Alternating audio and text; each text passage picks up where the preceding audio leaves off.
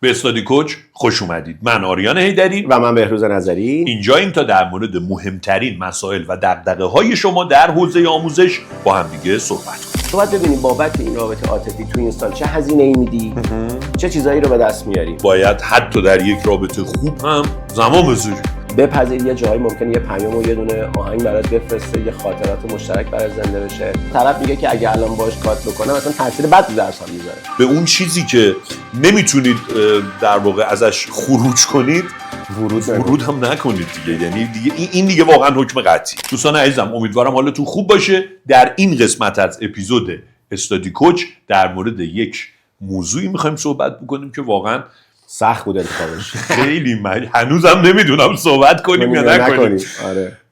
مسئله بغرنجی است، مسئله شایعی است بین شما و صحبت کردن در موردش هم برای ماهایی که در حوزه آموزش هستیم گاهی وقتا یه جور تابو و خط قرمز محسوب میشه، ولی امیدوارم که همه چی به خوبی به روز بگذره و اینا پیش بره. در مورد چی می‌خوایم صحبت کنیم؟ در مورد به هر حال عاشق شدن و عاشقی و روابط عاطفی توی سن و سالی که بچه‌ها دارن برای تحصیلشون میرن و خیلی هم مبتلا به خیلی هم زیاده. بله. من یه نکته که من و خیلی هم اثرگذار و تاثیرگذاره تو عمل کردش. بسیار مهمه دیگه. رسما هم معلمی که داره تلاش میکنه، هم مدرسه‌ای که کلی امکانات چیده، میتونه هم همه اینا رو که همه رو میبره تحت سوال دیگه. یعنی این موضوع مهمیه. یه چیزی که دوست دارم همین اول بگم اینه که ما هر دو در حوزه آموزش متخصصیم و توی این حوزه سالهای سال داریم کار میکنیم. شاید پا گذاشتن توی حوزه روانشناسی کار بسیار سخت. ما صرفا تجربه هیچ دید علمی نداره و این صرفا تجربه ما توی ارتباط با این بچه‌ها و شناخت این نسل که باهاشون داریم کار میکنیم. مثلا دیگه الان جنریشن زی نیستن دیگه، نسل آلفا میگم به اینا. و باید در واقع من دوست داشتم یه بار صحبت بکنم. میدونم تو خودت هم حتی به خودت هم گفتم، تو گفتی بگیم نگیم، تو پایه بودی بریم صحبت کنیم، بریم تو دلش و اینا. و همین که میگم چون من دوست دارم که وقتی کسی صحبت میکنه حتی اول اون پوزیشنش نسبت به اون موقعیت بگه. قطعا این حوزه برای روانشناس هاست، کسایی که سالهای سال در این حوزه تلاش کردن، مقاله خوندن، درسشو خوندن.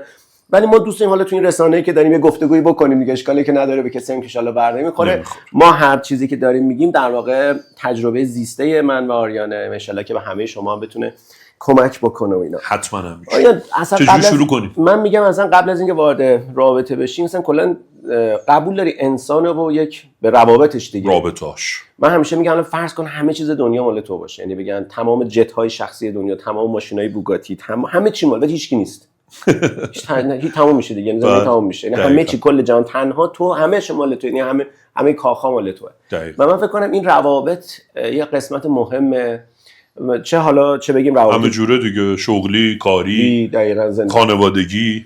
خیلی اصلا بهش فکرم نمیکنه. حتی ما توی مثلا برنامه‌ریزی و هدف گذاری میگم ما به تک تک اینا فکر کنی، یه رد لاینایی مشخص کنی، یه خط قرمزای مشخص کنی. آقا تو روابط کاری حد طرف تا کجاست، تو روابط دوستانت چیه، تو روابط خانوادگی، تو روابطی که با فامیلا داری، توی روابط دوستانت بحث ما مهمتر روابط عاطفی. آموزشی هم نیست تو مدرسه ها متاسفانه به اون مدلش و خیلی موقع صحبت کردن که این موضوع که مسئله جنسیه دیگه. بله. حالا شد با اونم که ما راجع به اونم می‌خواستیم فعلا به این خودمون رو راضی کردیم که یه گفتگو بکنیم. و خب خیلی مثلا دیدن، مثلا اعتیاد دارن به دیدن فیلم‌های پورن یا بله. خیلی بحث مثلا خود ارضاییه، بحث بود روانیشه که من به نظر اونم باید گفتگو بشه در موردش حتما. و اینا تابو، امیدوارم که کسی به ما گیر نده. ما فقط به خدا با هدف کمک به بچه‌ها در واقع اینا رو ضبط می‌کنیم. من میگم رابطه هیچ محصولی در اون حوزه نداریم. نداریم که واقعا بشه، فقط گفتگو می‌کنیم. موقعیتمون رو مشخص کردیم که آقا صرفاً داریم حرف میزنیم. شما با عقل و خرد و منطق خودت ببین، اگه برات کار کرد که نوش جونی، کار نکردم که حتما به عنوان یک راهکارا استفاده از یک روانشناس خبره حتما جزء یک راهکارا هست. آیا میخوای اصلا کلا حالا به خود رابطه عاطفی چند مدل میشه؟ تو چه مدلایشو میدونی؟ روابط عاطفی لانگ دیستنس خیلی معروفه این روزا. کسایی که در شهرهای دور یا دو نفر تو شبکه اجتماعی به خاطر وسعتش با هم آشنا میشن، ارتباط میگیرن، گفتگو میکنن، ولی تو شهرهای مختلفی دورن و اینا. یا حالت دیگه هم اینه میتونن تو یه شهر باشن، یه جا باشن، اما خب مثلا من خودم اینو تجربه داشتم، یعنی بچه‌هایی دیدم که این مدلی بودن، ولی حالا تو اون شهری که بودن به خاطر جو عمومی اون شهر یا کوچیک بودن فضا یا خیلی تنگاتنگ بودن ارتباطات خانواده ها مخفی نگهش داشتن، مجازی بوده همچنان آره تو شبکه‌های اجتماعی بوده با اینکه توی یه شهرم بودن ولی هم دیگه نمیدیدن تاش مثلا رد میشدن یه نگاهی میکردن حضوراً هم دیگه رو تو صف نون وای میسن. آره اینم یه مدل. آره یعنی یه مدل میشه حالا رابطه‌ای که حالا یا دورن تو شبکه اجتماعی، چون به خاطر وسعت شبکه اینجور روابط خیلی زیاده دیگه، حتی خیلی الان ازدواجاشون از ارتباط کجا شدی مثلا توی فلان گروه. و خب بچه‌ها هم به خاطر محدودیت‌هایی که تو سال کنکورشون دارن، من فکر میکنم اکثر بچه‌ای که دارن ما رو میبینن درگیر همین باشن یا شروع ارتباطشون مجازی بوده باشه ولی ارتباطشون رو بعداً حضوری هم بیرون همدیگه رو ببینن، ملاقات کنن آخر هفته یا تو طول هفته یا هر مدل دیگه‌ای، یعنی یه مدلش در واقع یا هر روز یه مدل هم در واقع همین بحث حضوریه. یه سری هم در واقع من حالا که داریم گفتگو می‌کنیم سری روابط هم یه طرفه است. یعنی عشق یه طرفه است. حالا خیلی جذاب میتونه باشه، از عشق به یک آدم سلبریتی و اینفلوئنسر بلاگر داخلی خارجی میتونه باشه تا عشق به یک آدمی مثلا توی آشناهاشون، توی اقوامشون، حتی استاداشون، توی این مدل میتونه باشه. و من در واقع پس اگه بخوام دسته‌بندی کنیم در دو مدل هم دیگر نمیبینن، حالا تو شهر باشه میگه مجازی یا دور باشن هم بخونم دیگه ببینن نمیتونن لاین دیستنس. یه مدلش در واقع بحث حضوری که همدیگه رو باز میبینن، حالا شورش هر مدلی که میتونه باشه، و یه مدل هم که در واقع یک طرفه است، یعنی مثلا یه طرفه است و طرف دوم مثلا شاید خبرم نداشته باشه یا بدونم بعضی موقع این شکلیه که طرف یه جوری با این برخورد میکنه که این همیشه یه طرفه بمونه، اون تمایلی نداره فقط در حد اتفاقی که بخواد بگه. ولی خود این روابط دوباره من میخوام تقسیم بندی کنم، بعضیش روابط به قول خود این نسل جدید تاکسیت سمیه. یعنی روابط سمی این شکلی که توش مثلا بی احترامی هست. دیگه چی میتونی مثال بزنید تو روابط سمی هست و تحقیر هست، تحقیر میکنه طرف مقابله، حالا یا کنترلگری خیلی زیاد. یعنی حالا این مثلا من دیدم مثلا خیلی از آدما با مهربانی زیاد کنترل میکنن یکی رو، یعنی انقدر بهت مهربانی میکنه که اگه تو یه حرفی بزنی مدام اونو به روخت میکشه. ما گاهی این موضوع رو بین بچه‌ها و مادراشون داریم. آفرین، اونم دقیقاً موزل خیلی یه موزل دیگه. حالا اونجا ارتباط عاطفی اون مدلی که ما صحبت نمی‌کنیم نیست، ولی خیلی‌ها این شکلی ان که یه احساس شرمی در واقع تزریق میکنن که بتونن کنترلت بکنن. اینا یه سری از این در واقع حالا این ارتباطی که داره شکل میگیره، من میتونم بگم رابطه هایی که حالا توی این سمیام کنترلگری، مثلا چه میدونم هر جا میره باید بگه الان با کی، با کجا رفتی، پسر خالت الان اونجا بوده، دختر خالت الان اونجاست، اون فلانی چه ارتباطی باهات داره. و اینا میشه جزء روابطی که من میگم که به جای اینکه دو تا آدم کنار هم رشد بکنن، عزت نفس و اعتماد به نفس بیشتری داشته باشن، کنار هم دیگه دارن در واقع هم دیگه رو میکوبن، حالا یکی غالب یکی مغلوب یا هر دو تا بعضن سر جنگ دارن. مثلا اینا رو میتونیم جزء روابط سمی بیاریم. و اینا یه مدل که روابط اشتباه هم، چند تا مثال میتونی بزنی از روابطی که نباید برن توش، نباید بره. ببین طرف رابطه سمی یه ارتباطی شکل گرفته، آدم مشکل، آدم راحت بگیم آدم اشتباهی هست، ولی منظورم رابطه اشتباه رابطه ممنوع است. مثلا با یه فرد متأهل، با یه طرف من داشتم تو مرکز مشاوره خودم که این اتفاق افتاده که طرف ارتباط گرفته، ارتباط با یک آدم متأهل هم گرفته و اینا، خب که این بعد بیشتر سمت دختر به پسره، یعنی یک مرد جا افتاده که خیلی موقع حتی این ارتباط میتونه بین در واقع من حتی دیدم حالا چی جوری اینا همدیگه رو میبینن خدا میدونه چه شکلیه، و این روابط اشتباه من ممنوع است دیگه. یعنی همه جوره هم از وجدان داره، هم میگه من نمیتونم، انگار دیگه وابستگی هر جوری نگاه کنی، شرعنش، عرفنش، همش مشکل داره، منطقنش. ولی چالشی که هست اینه که طرف هست میگه حسم خوبه، حالم خوبه، چیکار بکنم، یعنی هم خودخوریشو داره هم نمیتونه بذاره کنار. و یه مدل این شکلی هم یه سری روابط هم که حداقل تو حوزه خود ما من یه چند مورد دیدم، به خاطر اینکه خیلی رتبه برترا دیدی بلافاصله معلم میشن. حتی اگه رتبه برتر هم نشه تو سن و سالهای پایین خیلی‌ها شروع میکنن و این اختلاف سنی معلم میشن و مشاور میشن. اختلاف سنی بین معلم مشاور و بچه‌ها کمه. حالا چه دختر چه پسر، و این ارتباط عاطفی ممکنه اونجا شکل بده. حالا میتونه نوع یه طرفه باشه، میتونه نوع دو طرفه باشه، چون اون طرف هم سنش پایینه، نمیتونه در واقع مدیریت بکنه. خیلی وقتا اینجوری میشه دیگه به روز، یعنی یه متاسفانه یه جایگاهی که طرف داره باعث اون ایجاد علاقه‌مندی اشتباه تو طرف میشه. مثلا نمیدونم حالا بگیم دیگه، مثلا خیلی شبیهشو داریم دیگه، مثلا تو بیمارستانا از پرستار به سمت پزشک، یعنی میدونی همه جایگاه مثلا توی بوتیک صاحب بوتیک و توی شرکت صاحب شرکت مشتری شرکت اینو من با اینو بگم یه تیکش کاتو پیست سکو این به عنوان مزنک همه اینجوری ان نمونه هایی داریم. این ارتباط بالا به پایین خودش احساس ایجاد حس میکنه، اون حس قدرت یا حس چیز دیگه ای که هست تو همه سن‌ها. این موضوع تو حوزه آموزش هم که ما در مورد گفتگو میکنیم هست. بله. خیلی نکته مهمی هم گفتی ها، یعنی شاید در واقع طرف انگار وارد رابطه میشه که تو ذهن خودشون بالاتره و در واقع یه جورایی تو گفتگوها همیشه انگاری حداقل اوایل رابطه رو کوتاه میاد و این رابطه خوب شکل نمیگیره. مثلا تجربه خودم رو بخوام بگم به روز باز از اون حرفایی که تا حالا نزدیم جایی دیگه، به خصوص اون اوایل تدریس هم که حالا هم جوان‌تر بودیم هم خب کلاس‌ها حضوری بود، مثلا مواردی که پیش می اومد من حالا اولین بار اینو میگم همیشه این جمله رو میگفتم وقتی ابراز علاقه اتفاق میافتاد میگفتم یه لحظه به این فکر کن که من آریان حیدری اگر استادت نبودم هم آیا این علاقه در تو وجود داشت به عنوان یک آدمی خارج از این پوزیشن در آقا من بالاخره یه شخصیت حقیقی برای خودم دارم دیگه، آیا به اون خارج از فضای استادی هم اینجوری نگاه کن، اینجوری میتونی درک بکنی که این رابطه رو چه حسابی داری میچینی تو ذهنت. سن و سال هم هست دیگه، به هر حال تو اون سن و سال، تو همه سن و سالا که هورمون تعیین کننده است، خب تو اونجا که دیگه سن بلوغه، چه دختره چه پسرش و اون هورمون ها هم خیلی تاثیر دارن دیگه، یعنی اون چیزایی که تو ذهن میسازن، فرهنگی که طرف توش بزرگ شده. ما تو اپیزود 0 اگه یاد باشه گفتگویی که اپیزود اول که شروع از 0 بود اومدیم چند تا شرط رو گفتیم که اصلا اینا زندگی آدم بر مبنای ژنتیکش مهمه. فکر کنم اینو گفتیم یا توی چیز گفتیم توی اپیزود بازنده شکست خورده، فکر کنم اونجا شاید صحبت کردیم. مثلا بعضی وقتا ژنتیک تاثیر داره، فرهنگ شهری که بزرگ شده تاثیر داره، ارزم به حضورت دیگه ارتباطاتش تاثیر داره، اتفاقاتی که تو زندگی توی یه شهر اون محله‌ای که زنده باد اینا همش تاثیر داره توی اون ارتباطی که میگیره و اون حسه شکل میگیره. درست یا غلطه؟ ببین من از اون آدما نیستم که من با درست غلطش کاری ندارم. من میگم هست. یه چیزی که هست.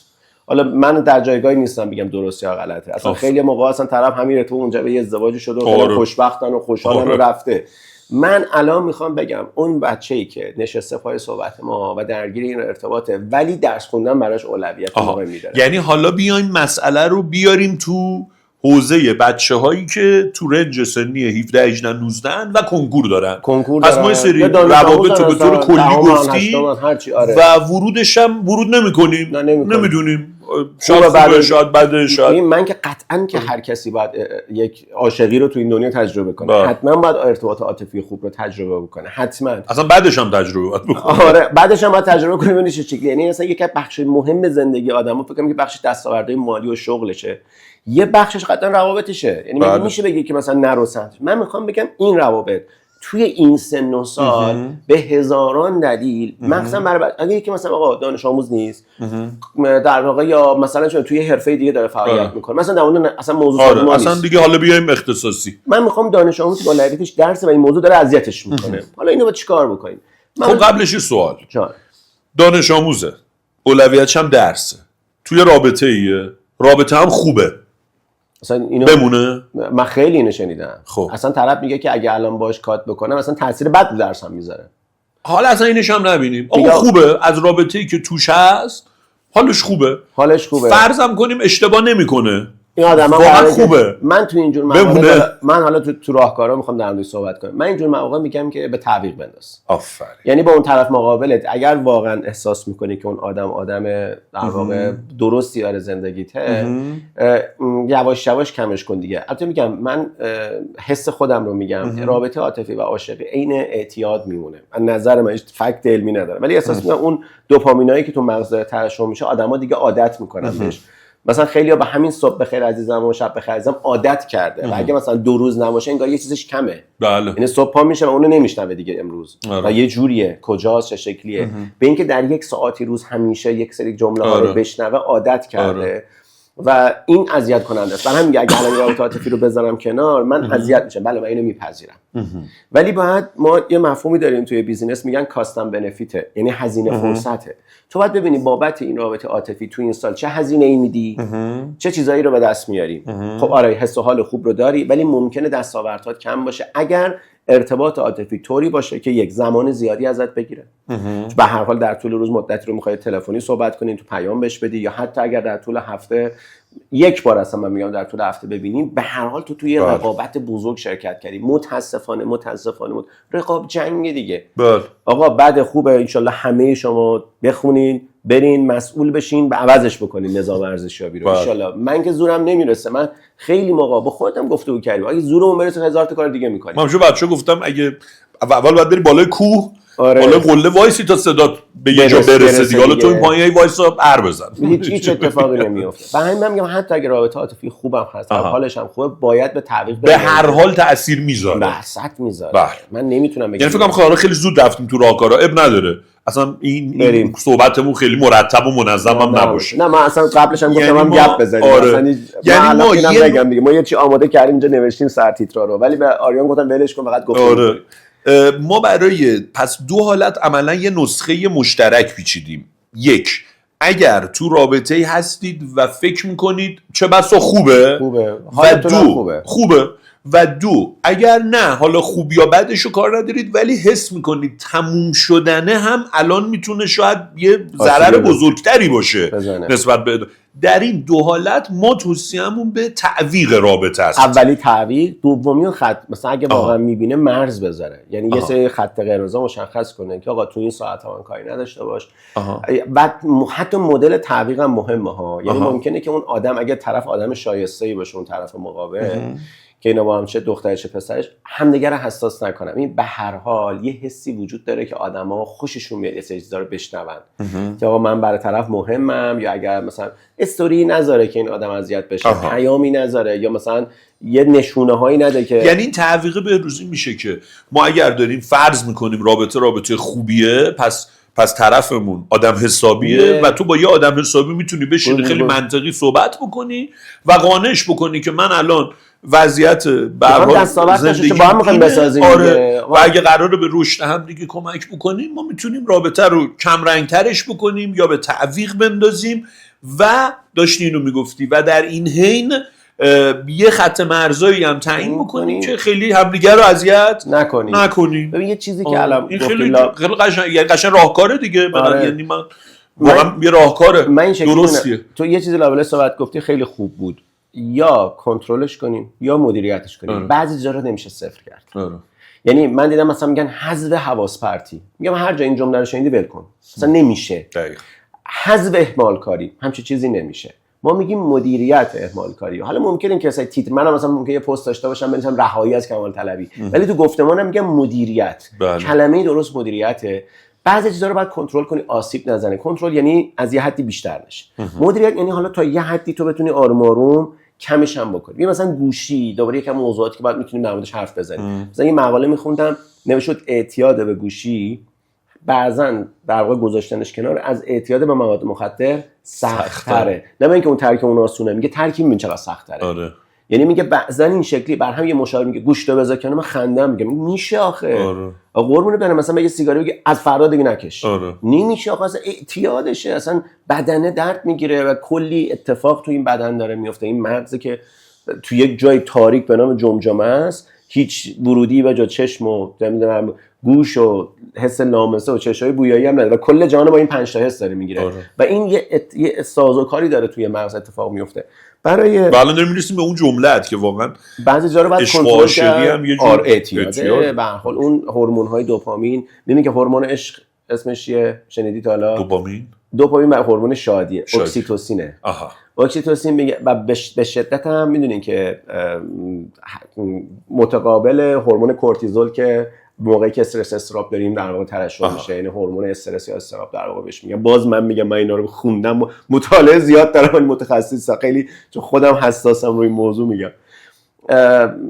در واقع اکسیتوسین، هورمون عشق، هورمون دوست داشتن، مثلا که میدونی که ما مثل جالب شنیدم، ولی یه سفری بودیم با هم دیگه برگشتنی، تو زودتر برگشت ما دیرتر. من یه جایی دیدم تو اون سفر داگ تراپی بود، یعنی کسایی که استرس پرواز دارن میرن سگا رو بغل میکنن و این استرسشون رو میگیره، یعنی قبل پرواز استرس و اینا، به خاطر اینکه باز اون کسایی که حالا عشق به حیوانات دارن همون هورمون تو بدن ترشح میشه، اکسیتوسینه و ضد استرسه. اصلا من اینو نشیده بودم، یعنی اینقدر برام جذاب بود که یه سگای باحال و تو میرفتی و اونها که خیلی فوبیای پرواز دارن تا یه حدی میگن میتونه کنترل کنه.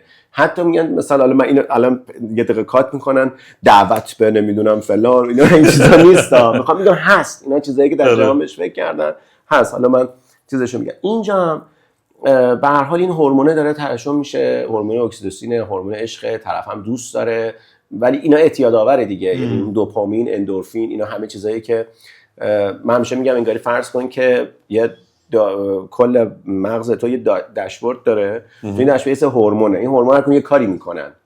مثلا چه میدونی تو میخوای موتیو باشی، انگیزه داشته باشی، دوپامین، اندورفینن، میخوای عاشقی کنی، استرس، کورتیزول میاد بالا، مثلا خوابت میره، ملاتونینه مثلا یا سروتونین، همه این هورمون ها تو بدن یه کاری رو دارن انجام میده، یا تستوسترون هورمون مردونه یا مثلا هر چیز دیگه، یه چیزی رو تنظیم میکنه و کل در اون فعل و انفعالات واکنشش. حالا برگردیم تو همون ارتباط، من میگم اول آسیباشو بگیم یه ذره که چرا ما میگیم آسیب میزنه حتی رابطه عاطفی خوب. یکیش به هر حال، خب بذار اونو تمومش کنیم بروز. آخه بعد اول اینو بگیم که بریم توش. نه میگم ببین الان اون خوبه رو گفتیم، خب اونی که بده ولی حس میکنیم که کنار گذاشتنش مضرتره اونم گفتیم. حالا اگه بده و میخوایم تمامش کنیم، خب یعنی بده و حس میکنیم که مثلا شاید یه امیدی به خوب شدنش وجود داشته باشه. اصلا کلا تو رابطه ها کسایی که میمونن توی رابطه، آره دیگه به یه امیدی میمونن. خب این درجا تمام کنه. ببین من میخوام بگم، باز من نمیتونم یه نسخه بپیچم به همه بگم، من فقط میخوام این شکلی بگم مدیریت کردم. من یه استعاره به کار میبرم. من میگم هر کسی توی این زندگی دنبال یه سری چیزاست. من برای اینکه بهتر متوجه بشم همیشه گفتگو با خودم خیلی میگم لیگ داره، هر کی توی لیگی داره میجنگه. بعضیا قهرمانه ولی تو لیگ مثلا دسته 5. آره. بعضیا تو لیگ دسته 2 شاید وسط رده است ولی از اون یکی بالاتره. اون قهرمان اوناست. اول آدم باید ببینن کیفیت زندگی که میخوان چیه. یعنی آقا من دارم توی این دنیا یک بار این فرصت زندگی دارم، چه کیفیت رو میخوام تجربه کنم. برای این کیفیت هر چی شما میای لیگ بالاتر باید یه چیزایی در خود پرورش بدی و از دست دادن. و از دست دادن. اصلا نگاه کن فلسفه زندگی رو. تو از شکر مادر راه که میری دیگه اون امنیتی که بغله رو از دست میدی. نوجوان که میشی یواش یواش مسئولیت میگیری، بی مسئولیتی رو از دست میدی. پیر میشی سلامتی تو میدی، بیکاری رو میگیری. این همش یه چیزی رو داری از دست میدی و این پروسه ادامه داره. اصلا به نظر من میگم یه سری چیزا رو آدم‌ها باید تجربهش کنن. دلتنگ میشی، غمگین میشی، یه روزای حالت بد میشه، ولی باید یه جمله‌ای نشون میده. آقا من میخوام دستاوردهای زیادی داشته باشم، یه سری سن و سالها در کنارش. آره من مثلا دیگه برای دانشگاه شاید اونقدر فشار و رقابت نباشه دیگه، میتونی امتحانات هم حالا مثلا یه ماه دو ماه بخونی اینم داشته باشه، ولی الان تو داری با 1 میلیون شرکت کننده تو کنکور تو رشته‌های مختلف هستن، 500,000 تا تجربی، 200,000 تا انسانی، 150,000 تا ریاضی، هنر و زبان، برخلاف اونا تعداد کمتر ولی جنگ دوباره بیشتر. خب وقتی تو این رقابت اومدی یا برو بیرون و ادامهش بده، یا اگه اینجایی بعد یاد بگیری، یعنی زمین بازیمون رو مشخص کنیم، آگاه بشیم. ببین ما در مورد مثلث همیشه صحبت کردیم دیگه، آگاهی، توانایی، نگرش. یعنی یا باید آگاه باشی نسبت به یک موضوع که بتونی درستش کنی، یا یک سری مهارت‌ها رو در خود پرورش بدی و توانا بشی، یا اینکه مایندست رو عوض بکنی دیگه، نگرشت رو به اون موضوع عوض بکنی. من میگم استعاره میزنم، اگر یه رابطه نمیتونی تمام کنی، اول بپذیر دلتنگ میشی، بپذیر غمگین میشی، بپذیر یه جایی ممکنه یه پیام و یه دونه آهنگ برات بفرسته، یه خاطرات مشترک برات زنده بشه. اصلا چه بحثا میتونی موقع قطع ارتباط بگی برام سخته، بعد دعوا بکنی بگی برام سخته ولی نمیخوام دیگه باشم. و این یه بلوغ فکریه. اصلا تمرین، من میگم بعضی وقت تمرین کن، این یه موقعیته، یه آدم اشتباهه چیزی از دست بعدا میفهمی که چیزی از دست ندی، الان سخته تمرینش که پس برای کسب و کارهای بزرگ بتونی یه آدم کلیدی که واقعا تو مجموعه سمیه مسیرتو عوض کنی، بپذیری با مثلا از دست دادن اون آدم کلیدی تو مجموعه ممکنه یه ضرر مالی هم بکنی. من میگم تمرین این باشه حداقل. من میگم با این استعاره شاید آدما بتونن تمرین کنن. من این همینو به درس خوندنم تمرین میدم. مثلا میگم کسی که نمیتونه توی سر جلسه آزمون از یک سوالی که قراره وقتشو بگیره بگذره. دقیقاً. این از یه آدم اشتباهی هم نمیگذره. یا یه کسب و کار اشتباهی هم نمیگذره. من میگم اگه آدم میخواد لیگش بیاد بالاتر، باید خودت از چقدر چیزا گذشتی. من بارها با تو صحبت کردم، گفتی من دوست دارم، میگی من خوابو دوست دارم. من کی میگه بعدش بیاد، ولی احساس میکنم 24 ساعت کممه. و من مجبورم که مثلا 3-4 روز 5 ساعت 4 ساعت بخوام، حالا یه روز میخوام 8 ساعت، ولی برای اینکه روزامو بیشتر بکنم و همش احساس میکنم کم دارم زمان. چرا؟ چون لیگی که برای خودت تعریف کردی و دستاورد میخوای داشته باشی توش، بعد اجازه بگذاری دیگه. که آقا من در طول سال میگذرم، من بارها شده مثلا دیدیم چقدر صحبت میکنیم یه تایم ست بکنیم برای استادی کوچ، نه منفعت مالی برامون داره، نه، ولی این هیجانت یعنی به من بیشتر انگیزه میده که آقا من حالا فردا میگه نه برسه به این جمله برسه، یا من میخوام الان برم شمال بعدش از اونجا برگشتم میام، یا 12 شب همین کنیم بگیریم. خب این یه تعریف توه، داری از چی میگذری؟ از زمانی که میتونی فیلم و سریال ببینی، از زمانی که میتونی هیچ منفعت مالی هم که نداره. خب پس بنابراین این تعریف هست که اگه یه آدمو میخواد بذاره کنار، شاید اینا بتونه کمکش کنه. شاید هرچند باید از یک روانشناس در یه سری حالت ما نمیتونیم آدما رو یه مثلا چیزی که روان انسانا رو مثلا کد کنیم بگیم این کد این کارو کنه، این کد اینجوری نیست. ولی من میگم با این استعاره، با این نگرش، حتی اگه قلابی هم باشه کار میکنه. حتی اگه قلابی شه. یه چیز میخوام تعریف کنم باحاله. خب مشتاق شکوری توی برنامه کتاب باز یه داستانی تعریف کرد، من خیلی دوست داشتم. میگفتش که یه پیرمردی تو محله ما بود با یک پیرزنی، اینا میشستن بالای یه بالکنی داشتن، تراسی داشتن، مردم نگاه میکردن، اون تو چای درست میکردن. یعنی زن و شوهر بودن. زن و شوهر بودن. پیرزن پیرمردی بودن. من خیلی موقع اینا رو میدیدم. یه روز گذاشتم دیدم فوت کرده خانومه. و خب مراسمش رو رفتیم و محله‌مون بود و بعد از این مدت دیدم که این اصلا دیگه از چیز افتاد، از زندگی افتاده مرده. یعنی پیرمرده که تنها شده بود، غمگین، نمیتونست، تنها میشه اون بالا و هیچ کاری نمیکرد و اینا. میگه بعد از اون 6-7 ماه من اینو تو صف نونوایی میگفت دیدم، یا یه جایی دیدمش. یه سلام علیکی کردم و اینا، یا با من شروع کرد صحبت کردن، حالا من تلویزیون دیده میشم. من برگشتم گفتم به نظر یه ذره رو فرم میای و اینا. برگشت گفت من یه چیزی فهمیدم. گفت چی؟ میگفتش که من فهمیدم خوب شد من زودتر اون زودتر مرد. اگه من زودتر میمردم این تنها این درد تحمل میکرد چی؟ اون دوست نداشتم این درد، چون دردی که من میکشم اون دوست نداشتم. و مشتاق شکوری جمله خوب میگه حتی اگر این معنی قلابی باشه کار میکنه.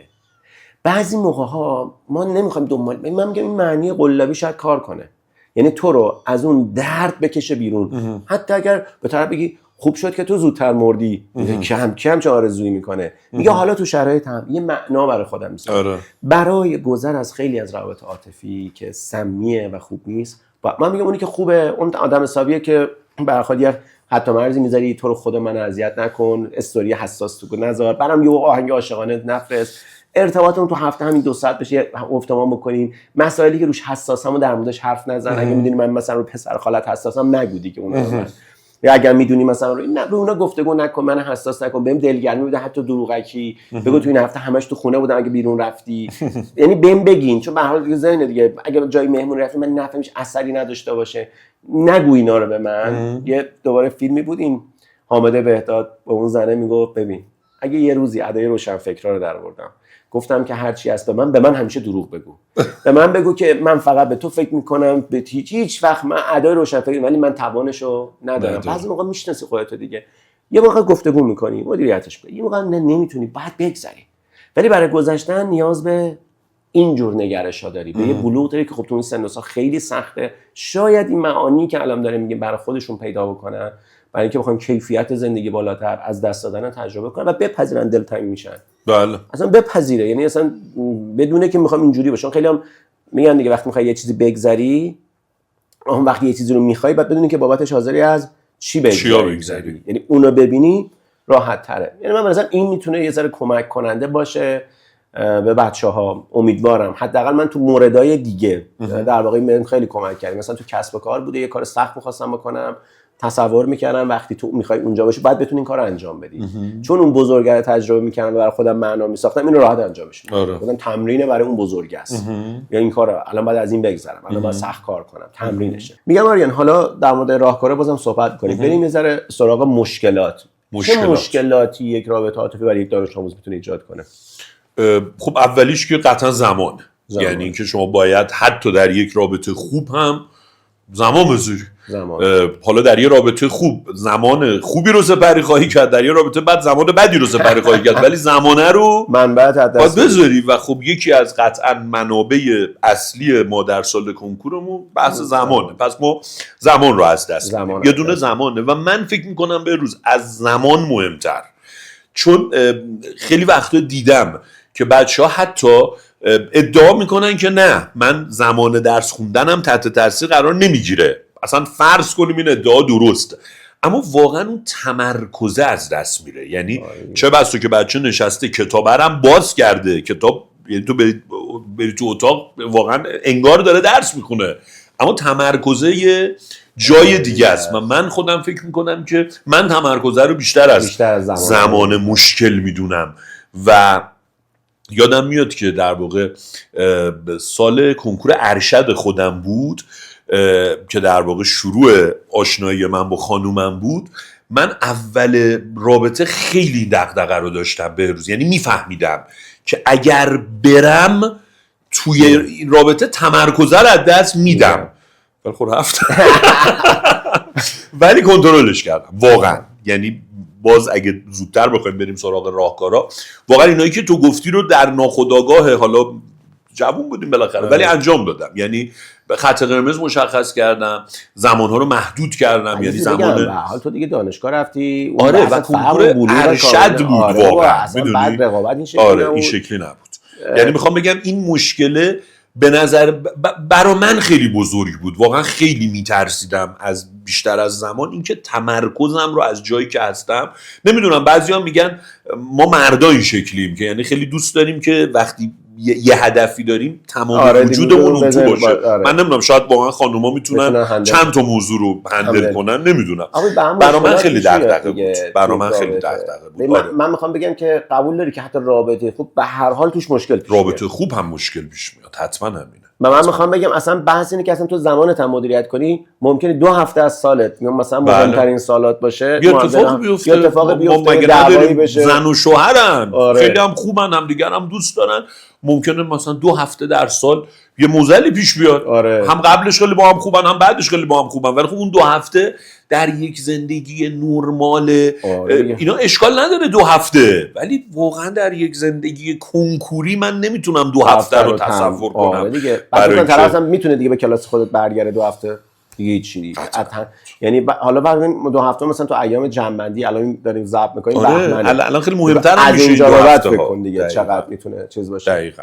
یکی هم پس میتونه این باشه. یکی هم یه چیزی که باز من تو بچه‌های این نسل زیاد دیدم، ببین بچه‌هایی هستن که به اعتماد به نفس داشتن رو دوست دارند. ببین نمیگم دارند، خب زمان ما شاید خیلی همون اصلا نمیدونستیم اعتماد به نفس، اصلا نمیخواستیم داشته باشیم.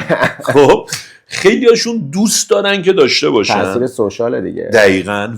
و یه درصدی از این بچه ها شاید این اعتماد به نفس رو در زندگی شخصی خودشون هنوز نگرفتن. یعنی به قول تو دستاوردی تا امروز اونجوری نداشتن که بابت خب اعتماد به نفس باید یه جایی بیاد دیگه.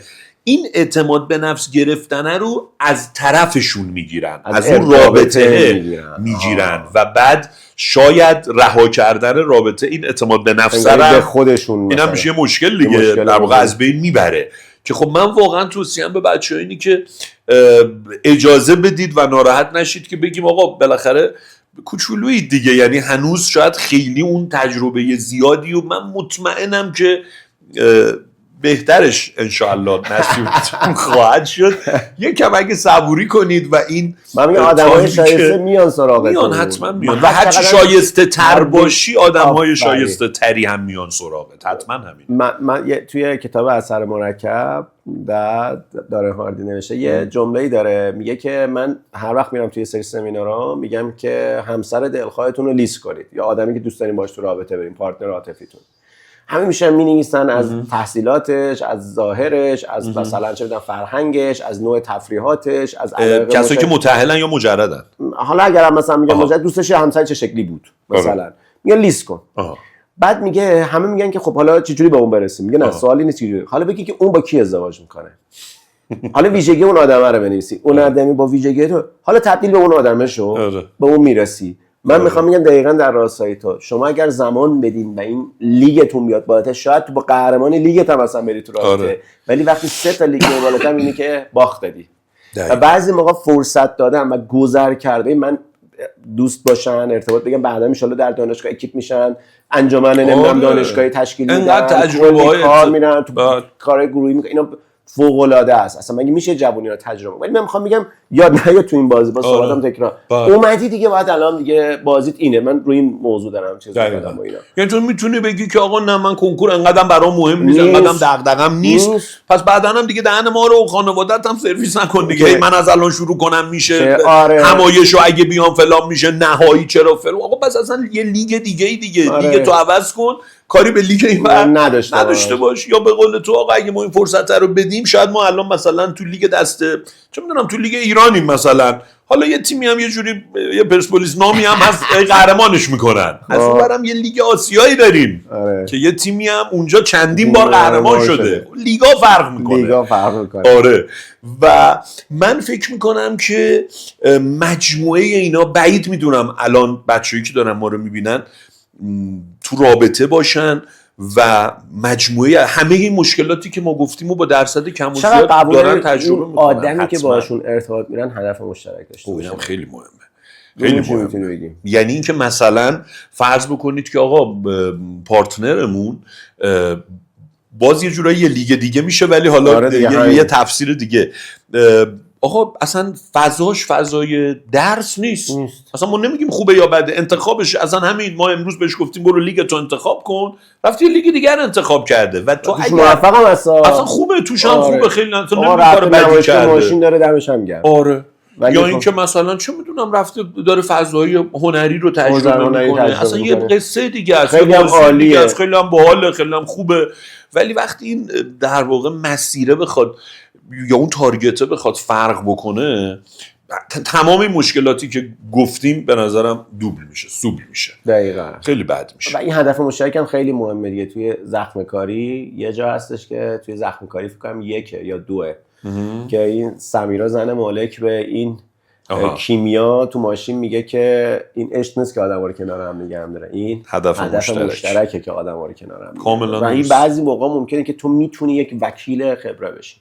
تو میتونی در حوزه روانشناسی بیای و واقعا یه تحول ایجاد کنی در آینده. تو میتونی مثلا بیای در حوزه سلامت، تو هر کدومش، پزشکی، دندون پزشکی، فیزیوتراپی، اصلا یه تحول ایجاد کنیم. من نمیگم یا اصلا برید در شاخه من، ولی اون آدمه چون مسیرش نیست از یه راه دیگه ممکنه که در آینده پشیمون بشه که چه سالهایی رو از دست دادی. و من میخوام بگم خیلی مشکل داره. بریم روی راهکارها یه چند تایی، یه 2-3 تایی که گفتیم، یه 2-3 تایی رو که گفتیم. اینا تعویق حد و مرز گذاشتن، خط قرمز گذاشتن، کنترل کردن. اگر واقعا مشکل دارن و انتخابشون در واقع دستاوردهای تحصیلی و به تبعش دستاوردهای مالیه، من میگم که از یک روانشناس خبره کمک بگیرن. یعنی واقعا به نظرم تراپی رفتن رو این موضوع یا کمک گرفتن از این آدم خیلی میتونه کمک بکنه، ولی نه از این عمه تراپیا دیگه. یعنی اینا که چند نفر همسن و سالم میشینن برام تجویز میکنن، بیشتر فال میگیرن. نه دیگه، من مثلا چیکار، مثلا دوستشه این پیام میده، اسکرین میده، به اون میده، یه چی بگم، الان اینو فرست، الان فلان آهنگو فرست، الان فلان عکس مشترکمون رو فرست، چیکار باید بکنم و اینا. نه اینا نمیتونن کمکتون کنن. یا بذارش کنار. ببین مثلا اینجور جمله ها، من خیلی استرس دارم. استرس نداشته باش. من خیلی بی‌دقتم. با دقت باش. سعی کن بیشتر دقت کنی. یا مثلا بذار کنار چی داره، اینا بعد کنکورم هست. به قول میدم اینا بعد کنکورم هست. اصلا تو برو یه چیزی بیار که آقا مغز اعتیاده. و می‌بینی که دقیقاً وقتی اینا هم میذارن که یعنی معتادن، یه مدتی بدن درد دارن، کم اشتها میشن، تمرکز حواسشون از دست میدن، همونطور که عاشق واسه تیز شدن حواس میشه. یعنی طرف یه پست میذاره، یه کامنت، اون کامنتش که لایک کرده میره در میاره تمام پست‌ها و فلانه که معمولاً هم درسته. معمولاً هم به نتیجه درستی میرسه. چه دخترش پسرش دیدم میگه حساسی، یا مثلا لسینشو چک میکنه الان این کی بوده، چرا الان من زنگ زدم این چک کرده، چرا پیام من جواب نده. و فکر کنم توی این ارتباطه اینا هست. آقا اینا رو تجربه بکنن، اشکالی هم نداره، میشه جونشون کیف کنن، حال کنن، ولی الان زمانش نیست. بله. آره آقا اینا الان به من گیر ندید. مدل درستش چی میگم، مثل بعضا یه فیلم سینمایی میبینیم، من بچه فیلم معرفی میکنم میگم برین حتما از فیلمو بعد نمایشگاه خانگی سانسور شده. حالا منم اینو دارم میگم پس فردا 10 نفر نمیگن بگن که آقا چرا تشویق. من تشویق نمیکنم، من میگم هر آدمی نمیتونی کتمان بکنه، طبیعیه نمیشه نباشه اصلا ارتباط نگرفتم. میگم میشه اصلا آدم به ارتباط نباشه. برای آدمایی که در شروع این رابطن چه پیشنهادی دارید؟ من فکر میکنم برخلاف تمام صحبتامون تا اینجا که واقعا خیلی مطلق حرف نزدیم، یعنی نسبی صحبت کردیم، هر کسی قرار شد شرایطش رو ببینه، راهکارهای مختلفی دادیم. من فکر کنم این تنها جایی که میتونیم مطلق صحبت کنیم، یعنی اگر واقعا واردش نشدن بچه‌ها که دیگه واقعا میتونیم حکم قطعی بدیم که خب ورود نکنید. یعنی در این چند ماه باقی مانده به اون چیزی که نمیتونید در واقع ازش خروج کنید ورود هم نکنید دیگه. یعنی دیگه این دیگه واقعا حکم قطعیه. یعنی اگر داریم بهش فکر میکنیم، اگر در آستانشیم ولی واقعا شکل نگرفته، خب دیگه این واقعا الان ورود نکردن خیلی راحت تره تا بعداً بخوایم به راهکارهای خروج فکر کنیم. الان خیلی اون هیجانشو دوست دارن. خب واقعا هم جذابه. واقعا هم جذابه. ولی بعداً مشکلشون چی میشه؟ دیگه حالا کلی خاطره مشترک دیگه نمیتونه جدا شه. الان بعداً دوباره بعد بیاد بشینه استادی کوچ امروز از اول ببینه دیگه، انگار که دقیقاً همین میشه دیگه. دقیقاً یکم لازم خودشونو تو موقعیت قرار ندن. آره. یعنی من فکر کنم بعضی موقع خب این حکم کلی برای زندگیه به روز. یعنی خب از چیزی که میترسی با توجه به شناختی که از خودت داری اصولا بهتره خودت تو موقعیتشون قرار ندی دیگه. جای دیگه زندگی هم همینه دیگه. آره واقعا همینجاست که آقا مثلا آقا تو ممکنه این کارو بکنی. آره ممکنه این کارو بکنم دیگه، ربات نیستم. یا مثلا چه میدونم یوسف نیستم که مثلا زلیخا بیاد بگم نه، من فقط تو موقعیتش قرار نمیگیرم. یعنی این بعضی از آدما این کرم اینو دارن که تو موقعیت خودشونو هی قرار میده. مثلا میره آقا مثلا تو واقعا از اینکه خوشت میاد به قول امروزی یا کراش داری روش، حالا اینقدر پیامش ریپلای نکن که یه موقع اون جواب بده تو بیافتی توش. حالا این بعد از و هر کسی با توجه به شناختی که خودش داره واقعا میتونه. مثلا من یکی از معضلات سال کنکور خودم بازی‌های استقلال بود. یعنی چون اصولا عادت کرده بودم که بازی تهران رو باید میرفتم استادیوم، یعنی یه چند سالی این شکلی بود، شاید از سوم راهنمایی تا سوم دبیرستان همه رو میرفتیم استادیوم، مثلا دیفالت بود. من دیگه واقعا راهکاری که باز از تلویزیون میدیدم ولی خب 90 دقیقه وقتمو میگرفت، نتونستم تا روز آخرم نتونستم اینو بذارم کنار، ولی مدیریتش کردم. آره ولی خب استادیوم رفتن اومدن دیگه 90 دقیقه نیست، 5 6 ساعته. من چیکار کردم؟ من رفتم خونه مادر بزرگم اینا. یعنی ما چون یه سری بچه محل بودیم که میرفتیم بازی، من از محلمون رفتم. موقعیت عوض فقط این کارو میتونستم بکنم. من بعد از عید از خونه خودمون رفتم خونه مادر بزرگم دیگه درس میخوندم. دو تا کتاب هست در حوزه عادات، یکی فکر کنم The Power of Habit، یعنی قدرت عادت، یکم Atomic Habit یعنی عادت‌های اتمی. تو جفت اینا میگه یه عادت وقتی میخواد در ذهن ما فعال شه، که من خیلی این رو عادت میدم، دلبستگی و وابستگی. خیلی وابستن، دلبسته نیستن. دلبسته اینه تو دوستش داری، بستر رابطت دوست داشتن. میگه آدم مادر پدرشو دلبسته است. بله. حالا خیلی بعضی وابسته هستن، ولی اگه مثلا 2 هفته هم نبینه، 3 هفته هم نبینه، شاید اونقدر دلتنگش هم نباشه، دوستش داره فلانه و میدونه اگه حالش بد باشه که دقیقاً در لحظه کنارشه. خب این اتفاق میفته، دلبستگی. ولی بعضی وابسته میشن و این وابسته عادت برای نشه. من اگه میخوای عادت رو در واقع درستش بکنی، نگاه کن اون دقیقاً کاری که تو کردی، به قول خودت میگی با در ناخودآگاهت میگه نگاه کن شروع عادتت با چیه. مثلا بعضی موقع میگم با این رفیقم حتما با سیگار بکشم، یا اگر برم هوا بارونشه برم تو تراس حتما سیگاره رو میکشم، یا این موقعیت همیشه برای من این کارو میکنه، یا حالا حتما در موردش اگر شد گفتگو میکنیم. من قول میدم که هر چقدر بیشتر بتونم تحقیق بکنم نتیجه اونا رو بیارم اینجا بگم. مثلا در دیدن فیلم پورن هم اینجوریه دیگه، بعضی موقع یک شرایطی انگار ذهنو فعال میکنه که الان برو ببین. مثلا الان چه میدونم ماما رفتن کسی خونه نیست، انگار دیفالت اینه. و میگه آقا تو اگه میبینی اینجوری پاشو برو پایین، برو کتاب خونه.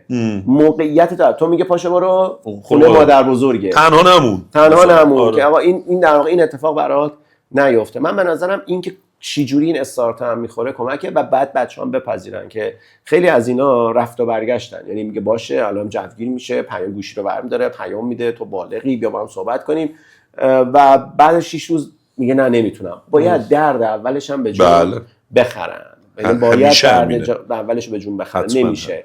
یعنی خیلی از آدما که ول میکنن چون اون درد رو نمیخوان. من خیلی باحاله مثلا الان هم شاید خیلیا چون تو بهمن داریم اینو ضبط میکنیم خیلیا میدونی که خسته میشن، مثلا امسال که واقعا من نمیدونم این آموزش پرورش و سازمان سنجش اینه واقعا دارن چیکار میکنن. فرسایشی شده بابا اصلا من نمیتونم خورده رو تصور کنم برای بچه‌ها. برای خودمون هم نمیتونیم تصور کنیم. کسی که تعلیم معدل داره و همه هم میخوان هر روز باید برم تو. این خیلی عجیبه. مثلا تجربه اینو من واقعا امیدوارم که باز یه کاری بکنن روی 11 واقعا من دارم به این فکر میکنم. بعضی میگن که صبح و ظهر باشه که بدتر. اگه بخوان زوج و فرد کنن مثل پارسال بگن 12 مثلا 11 یا 10 فرد باشن باز هر روز یعنی اصلا مگه میشه؟ بعد بچه که هیچ عادتی نداره، هیچ فکر نداره، فکرشو بکن از نظر بدنی این بچه باید چقدر آماده باشه. این موقع سال که میشه بچه‌ها خیلی خستن. خب یعنی فکر کن از کنکور اردیبهشت میای بیرون برای بجای اینکه یه ریکاوری بکنی بری تو کنکور تیر، این وسط کنکور اصلی تازه امتحان نهایی قربونت برم، تازه تو باید برای امتحان نهایی آماده شی. اصلا من نمیفهم. ببین من خودم جزء موافقینتم ولی الان میگم نباید اجرا شه. یعنی اگه من شورای عالی انقلاب فرهنگی بودم میگفتم آقا این طرح عالیه ولی هنوز اجرا آماده نیست، زیر ساخت نداریم، عملی نیست، برنامه‌ریزیاشو نکردیم، هنوز این بحث تراس سیویا امسال گندشو نشون داد. اون ویدیو مشترکی که من و تو صحبت کردیم و به ما گفتن برشار و از دوستان بالا. و بعضی موقع ها من نگاه میکنم که خب این اتفاقا هست، این بچه داره میره بعد ذهنش هم کامل اینجوریه. حالا نمیخواستم بگم حرف تا حرف من این موقع سال خیلی خستن، یعنی تا الانش خسته شد. حالا من میخوام بگم فکرشو بکن چه بدی هم چه سختی هم جلوتر داره اینا. من معمولا میگم که بدن کرخته، بدنه نمیکشه. من بچه چی میگم؟ یا آقا بدنت باید کرخت باشه، 4-5 کار ساده رو بعد انجام. یه 10 دقیقه یک ربع اول حساب یه تکون بده ضربان قلبت تا 130-140 بره بالا، 120 بره بالا. 2 یه کوچولو شامتو سبک کن، ساعت خوابتو تنظیم کن، میان وعدهاتو جدی بگیر. نمیدونم تو الان بیای تو اتاق من اونور قطعا تو خرما میبینی. من فهمیدم تو میان وعده چای خرما به من انرژی میده. خب نمیخواد تغذیه‌تو خیلی بری سمتش. من میگم دیگه من 5 روز مراقبت میکنم، 2 روز هر چی دلم میخواد میخورم، یا سفر باشم هر چی میخوام میخورم. مثلا اینا نیست همیشه باید، نه ولی 5 روز سعی میکنم حجم غذام و کیفیت غذام یه ذره پرهیز میکنم. مثلا اینجوری نیست که رعایت، مثلا چی سرخ کردن تو کمتر میخورم، یا مثلا چه میدونم سوسیس کالواس کمتر تو برنامه. در همین کارهای ساده رو نمیخواد انجام بده. من که چیکار کنم که از کرختی در بیام؟ میگم خب بعد یه کاری بکنی. میدونی تو نمیتونی هیچ کاری نکنی و دلت بخواد که با یه جمله من بیفته دیگه. یه در واقع یه کتابی هست به اسم تئوری انتخاب، ویلیام گلاسر در واقع نوشته. اونجا میگه که مفهوم داره به نام ماشین رفتار. میگه اگر بدن انسان رو 4 چرخ ماشینش بخواد حرکت بدن، میگه مثلا چه افکار، رفتار، احساس و حالا یه چرخ دیگه که الان تو ذهنم نیست.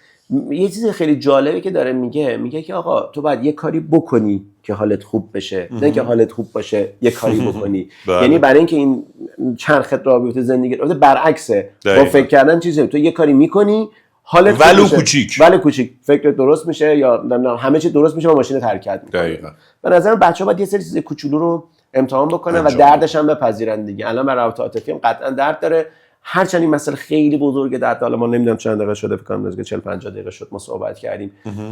نمیدونم بازم احتمال داره که باز یه گفتگویی در موردش صحبت بکنیم. بازم من قول میدم که بیشتر در موردش مطالعه کنم، بیشتر اطلاعات بیاریم. خودت میدونم که داری میخونی، مطالعه میکنی که با هم این که با گفتیم. بله یه رسانه‌ای ساختیم امسال حتما که گفتگو کنیم با بچه‌ها دیگه. مرسی. دم شما گرم. دم شما گرم. مرسی که ما رو نگاه کردین. موضوع خودتون باشین تا قسمت بعدی استاتیک. نظراتتونم حتما توی کامنت ها بنویسین، میخونیم. ما خیلی باز آریان میشینم من کامنت ها رو میخونم و اینا ذوق میکنیم. دم شما گرم. یا علی مراقبت کنین. خداحافظ.